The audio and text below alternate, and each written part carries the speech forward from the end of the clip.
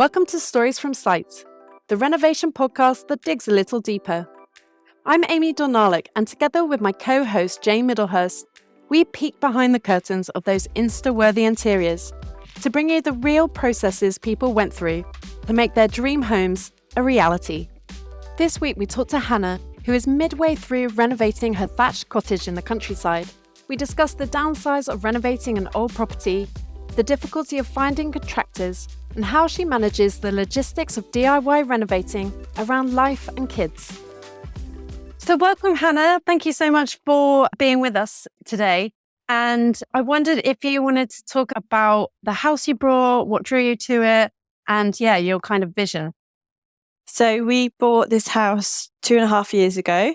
It's a 400-year-old thatched cottage. And to be honest, it wasn't the thatch that attracted us to it. In fact, that's a bit of a nuisance. But it was mainly the space that we loved. We've gone a bit out of town. We were quite central before, and that's given us more space. We've got lots of potential for projects further down the line. And I think what we were attracted to was the space really more than anything. Amazing. And can you explain the renovation you've done? So we are halfway through. I know quite a lot of your guests have sort of finished, but we're definitely still in the middle of it, which I think also will probably change my perspective, because I think when you're out the other end, you're a bit more positive about it. But right now it's quite hard to be positive because it feels quite all-consuming and overwhelming. But we're about halfway through, and we've had to do all sorts of things. The house has been a bit of a surprise, I would guess. Maybe we were a bit naive because of the age of the house. Obviously, it is very old, but there's just been loads of problems that we've uncovered. So we've been sort of fighting fires, I would say, for the last couple of years, rather than doing all the things that we had dreamed of when we moved here. But we've renovated 2 houses before, and they were period houses as well, but I think they were just really well maintained. And so we had it quite easy with those houses. And then this one has not been, and maybe we were a bit naive going into it thinking that it would be okay, but it hasn't been. Oh no. So how long have you been in the house, and how far through are you? So we've been here 2.5 years, and we're about 50% of the way through, I would say. There's lots of potential projects that we've not even started. There's a few outbuildings that we'd like to convert, but we're not thinking about those at the minute. So of the actual house in itself, to get that finished, I'd say we're about halfway through. When you say there was quite a lot of firefighting, can you give us a couple of examples of what type of fires you had to put out? Okay, so when we first moved in, we believed the house was livable, and it was on the surface, but as we've lived here longer, everything's just started to break. So we did do a full survey, but unfortunately, when we moved in, we worked out that the boiler just wasn't working properly. It was an old Rayburn, and we had to replace that and get a more traditional boiler. We also had to replace loads of pumps and the oil tank.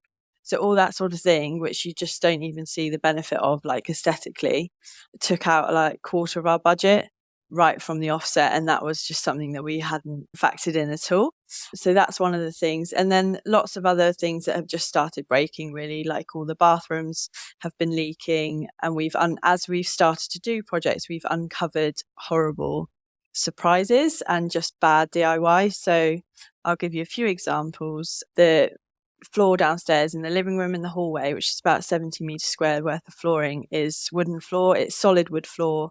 Has the potential to be really nice, apart from the fact they've laid it on top of carpet. Wow. So it moves a lot, which has caused the boards to break, and there's big gaps in between the boards. And it's just really gross. And then I was trying to fix a leaking shower a few months ago, and I started to take down the tiles, and behind the tiles and the shower was a whole nother layer of tiles and a whole shower. Wow. I know, I took a video of that one and put that on TikTok and Instagram, and actually that one went quite viral because everyone, just like you, had the same reaction. So there was the first shower, which I took down, then there was a second shower, which I took down, and then behind the second shower was a whole nother layer of tiles with a mirror, which was a bit weird. Wow, so they literally were just like, oh yeah, it's fine.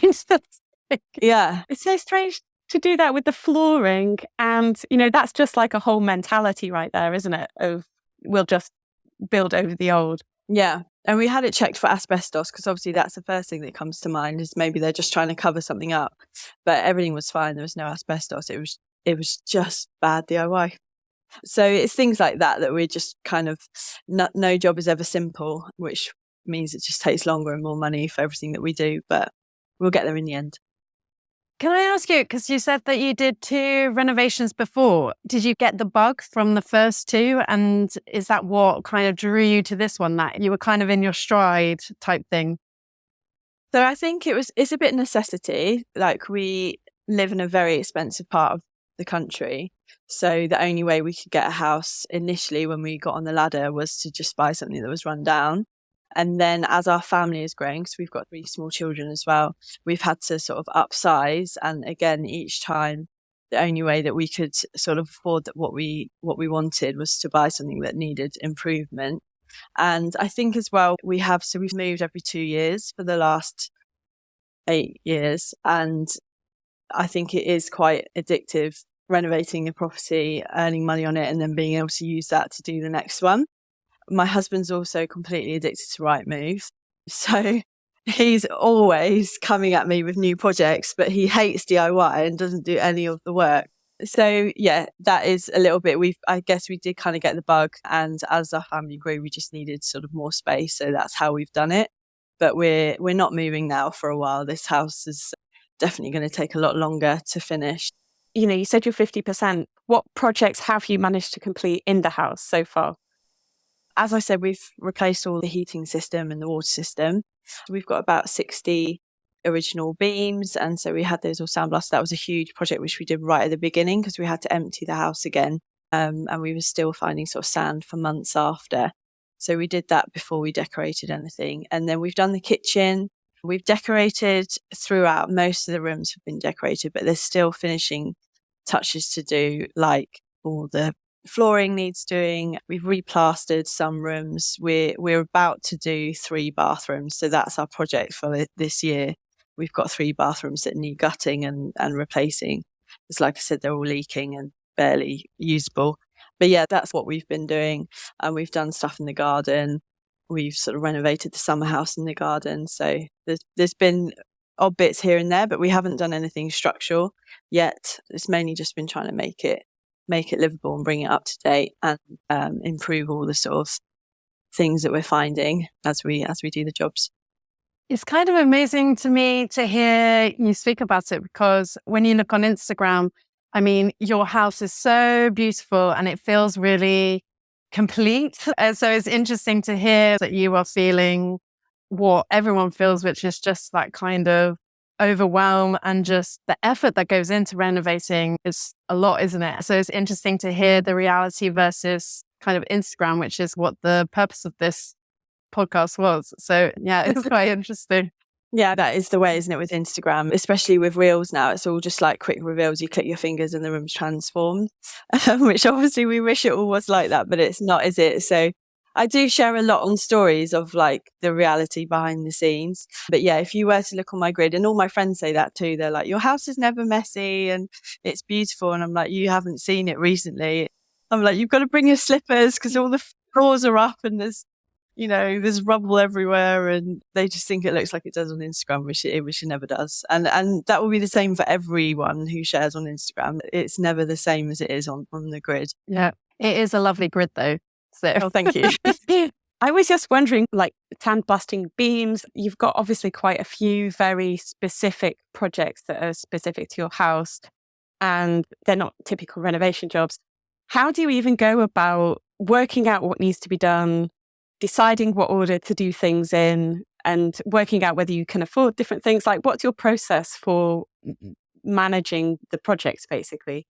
So a lot of it is dictated by having the kids as well, because it's, like we did their bedrooms first because we wanted them to have nice spaces to live in. And then timing and schedule can be dictated by them too, because for instance, the sandblasting, we had to move out for a week. So we had to go and stay with my parents. So then that had to be scheduled in the half term. So it's all that sort of thing that you're then, that kind of begins the process, I guess, of dictating what happens and when, and then you work around that. And also we do a lot of the work ourselves, although my husband hates it, but he kind of gets roped into it. And again, that's another case of when can we get childcare? Okay, we've got 3 days here that my parents will look after the kids. So how much can we fit into this 3 days? So a lot of it is like dependent on that. And from the outset looking in, people would probably think, why are they doing it in that order? That doesn't make sense. But that's just the constraints that we have to work around. And I guess that's probably the same for a lot of people as well. And then budget wise and priority wise, we came into the house 2.5 years ago with a real idea of the bathrooms were our priority. And funnily enough, actually the bathrooms are the one thing that we've not done yet. So it probably is not the best way of doing it at all. And if we'd had more money and been able to tackle everything in one go, that would have been a lot better. But I think this is probably the reality for more people, maybe, that actually you do a bit as and when you can, and you just keep plugging away.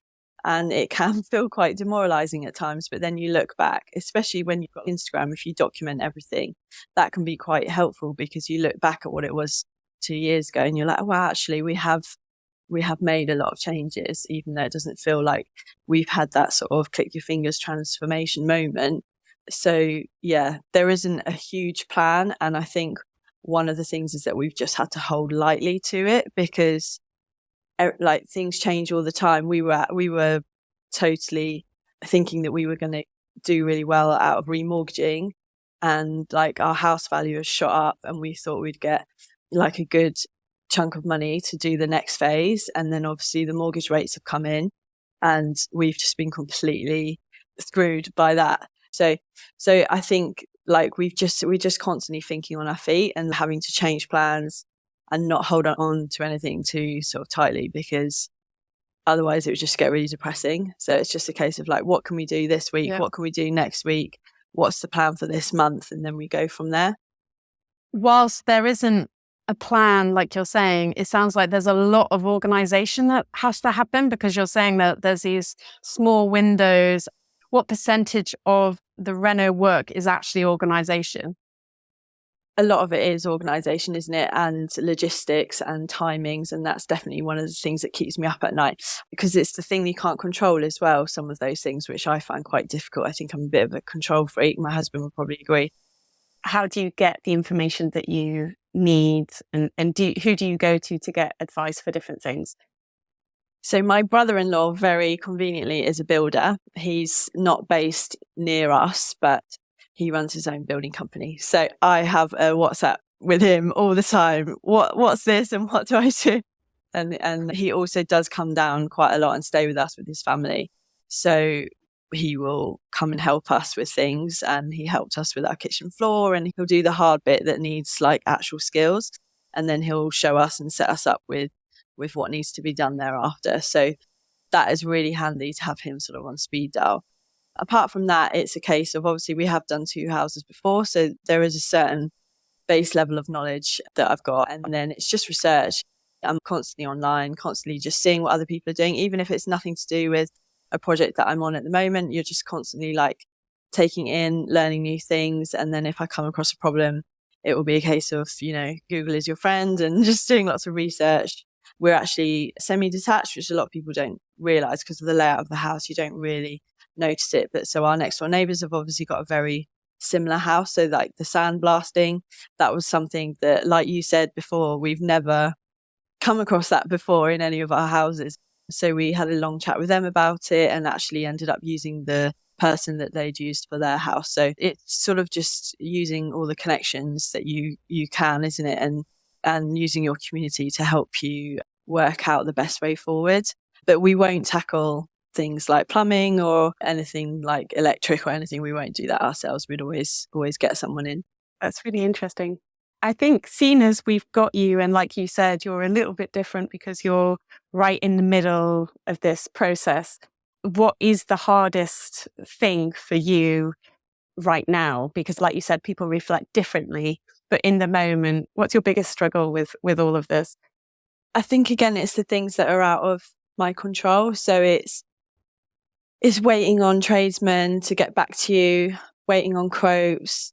It's that sort of thing where you don't have any control over. And also because of the kids as well, like they're young still.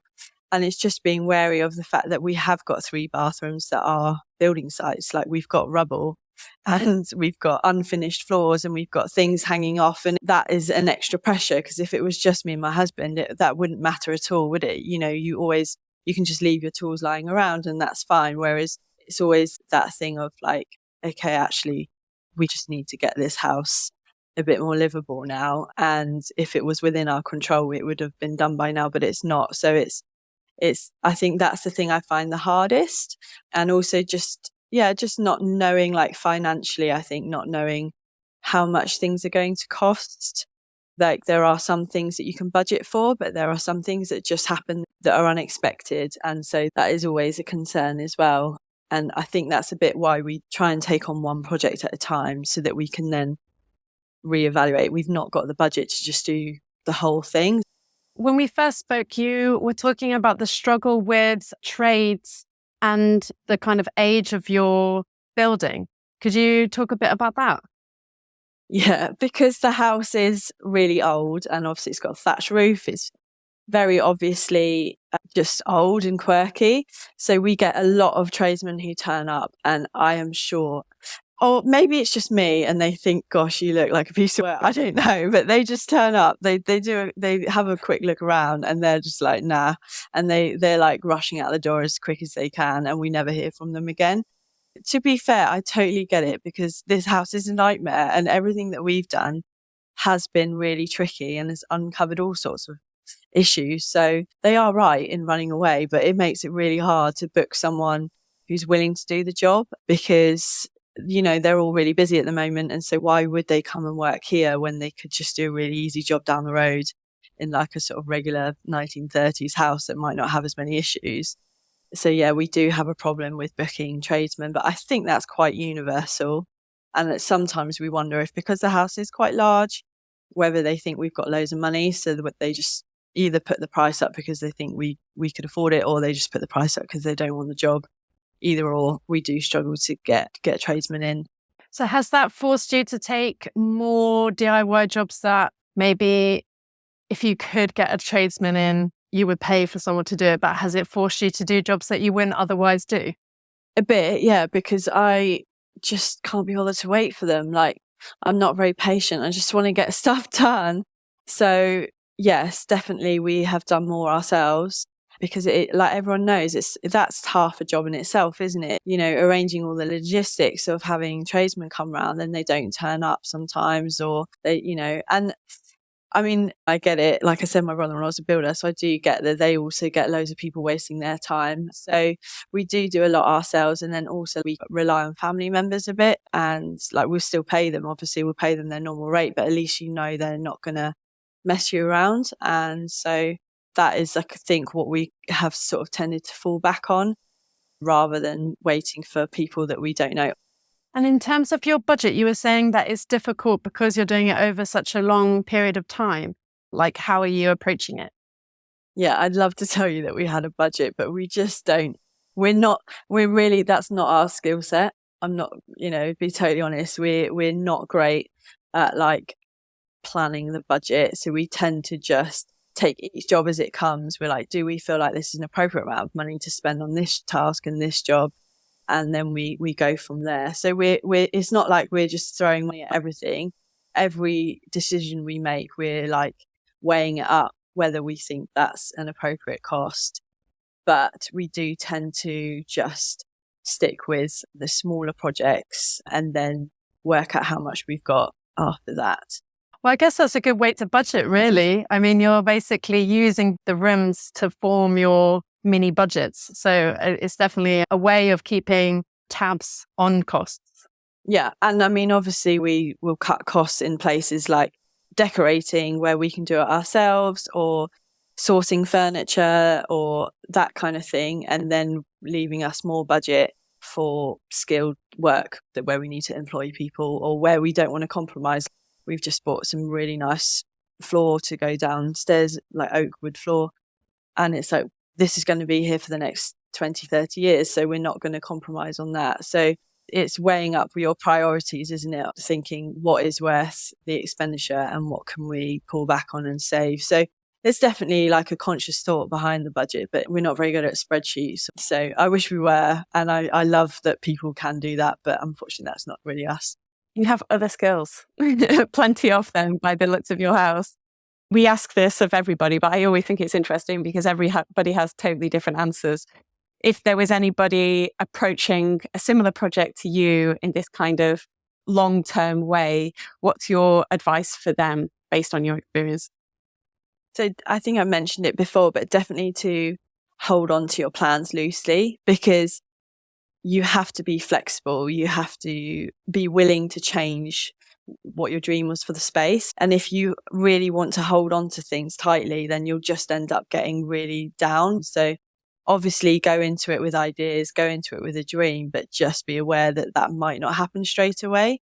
So I think that would be my tip, is to just be prepared to be flexible and also to compromise sometimes. And also one of the tips I always give to people when they ask is to write a to-do list for the week and for the month. So I'll have separate lists, and rather than just writing a list of everything that needs to be done, is to write like, this is just what I need to do this week, and I'm just going to think about that. And then when it gets to next week, I'll write down what I'm going to try and achieve next week, rather than just doing the whole lot, because otherwise you'll just want to give up. And the other thing I've done actually is I've kept a lot of my to-do lists. So I keep them on paper. And so I've still got to-do lists from our old house, actually. It's a bit sad, but it's the one thing I've kept, because then you look back and you've got pages and pages and pages of jobs that you've ticked off.